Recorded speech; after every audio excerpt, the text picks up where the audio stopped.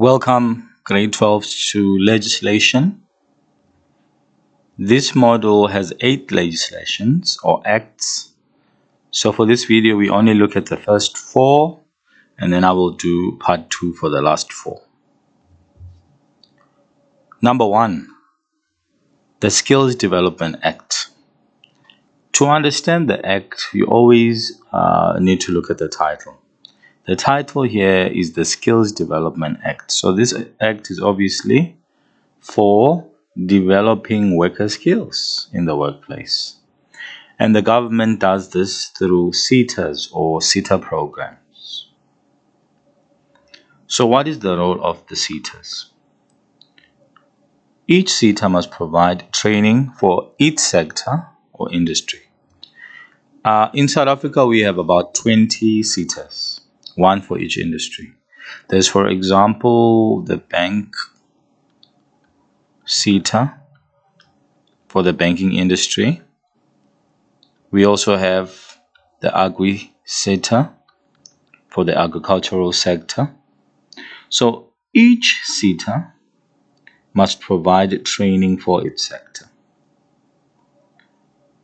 The second role of the SETAs is to provide skill development programs and learnerships. To understand the difference between the two, we go to the next paragraph. Now, skills development programs are mainly for people who have been in that company for some time. Those people will get practical training opportunities in order so they can continue to grow or to develop professionally. Whereas learnerships are generally for younger people that are just coming into the company. So these people get both theoretical and practical training so that they can eventually get a recognized qualification.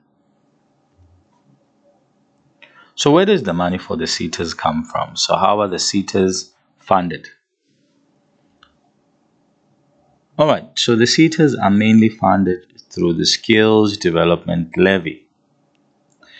What is the Skills Development Levy? The Skills Development Levy is when companies pay 1% of their payroll to SARS. And SARS in return will pay this money to the relevant SETA. Let's say, for example, the total amount that the company pays for salaries in a month is 4 million.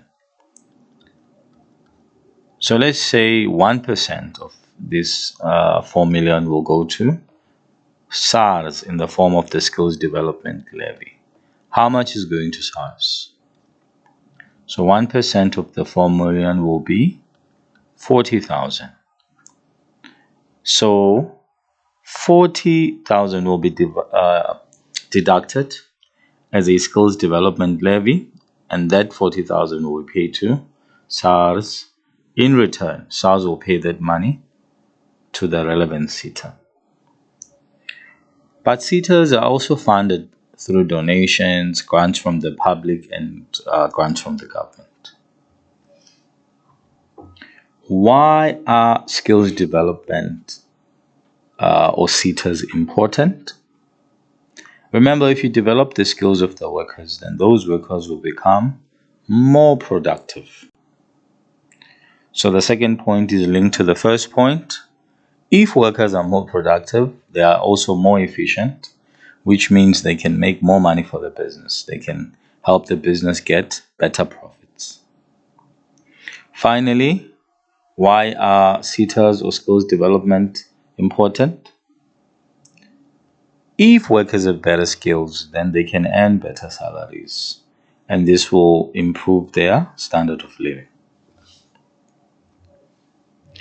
Number 2, the Labor Relations Act. And again, to understand this act, we look at the title. Labor, we know, refers to the worker.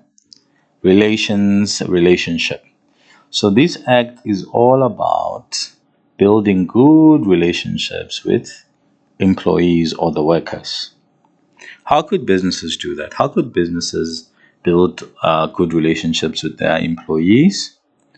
Businesses should not treat the workers unfairly or dismiss them illegally. Secondly, businesses should allow the employees to participate in union activities such as legal strikes.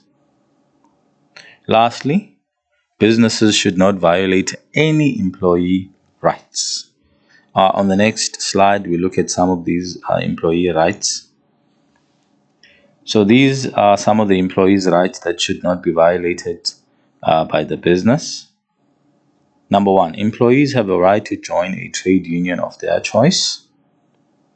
Number two, employees have a right to take any unresolved disputes or disagreements to the CCMA. Finally, employees have the right to embark on a legal strike. Please just take a look at your notes or your textbook to see the conditions that must be met before a strike can become legal. All right, to finish off this act, we also look at why it is important. We've already covered the first part. This act is important because it will build better relationships between employers and employees. Secondly, it gives employers and employees a better way of resolving disputes. So a better way of resolving disagreements. Let's go to the third act now, which is the Employment Equity Act. We know when we talk about equity, we're talking about equally. Everyone should be treated equally and fairly. So the key word in this act is equity. To let you know that this act deals with treating all employees equally and fairly. So how can the business do this? How can they comply with the Employment Equity Act? Firstly, businesses can implement affirmative action that favors the previously disadvantaged groups so that everyone can reach the same level. Secondly, all racial groups should be present at every level of the business. The business can also submit the employment equity plan to the Department of Labor as proof that it is complying with the Employment Equity Act. All right, to close off this act, we also ask the same question: why is this act important? Number one, it ensures obviously that everyone will be treated fairly, irrespective of their race, gender, or disabilities. Number two, it will ensure that all employees are given the same employment opportunities. Lastly, employees will be motivated to work harder if they are not discriminated against. We all know this. No one likes to be discriminated against or to be picked at. All right, so the final act that we're going to look at is the Broad-Based Black Economic Empowerment Act, or the BBBEE. All right, even though this act says Black economic empowerment, blacks do not just include black people. It also includes all previously disadvantaged groups. For example, coloreds are included, Indians are included. So what are the BEE pillars? We've got 3 BEE pillars. Number one, enterprise and supplier development. So this one has mainly to do with who we do business with. How do we choose the people that we do businesses with? So our business can choose to buy from black-owned businesses or SMMEs, black SMMEs, in order to support them. Or if the business is going to do business with white-owned companies, those white-owned companies must be BBBEE compliant. All right, so the way to check if a business is BBBEE compliant is with a certificate. Remember, all BBBEE compliant white businesses will get a certificate. So if they don't have that certificate, we shouldn't buy from them. The second pillar of BBBEE is management control, which states that Black employees should be included in the decision-making processes. So they should be Black people in management positions, senior management position. All right, that's the second pillar.